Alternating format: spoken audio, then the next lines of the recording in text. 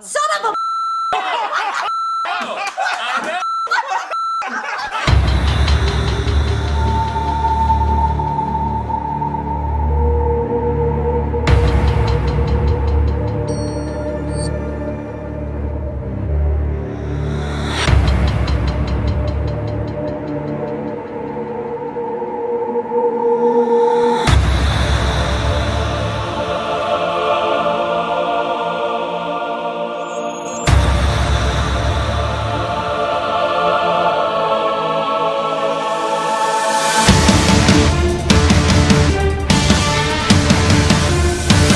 I've got to apologize. As soon as you start performing Tornado, you are going to be addicted to it.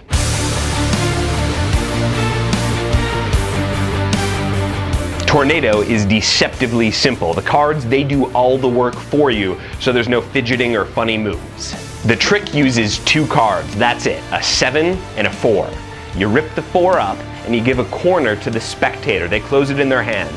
Then you take the 7, you rip that up too, you put one corner in your hand, and then they change places.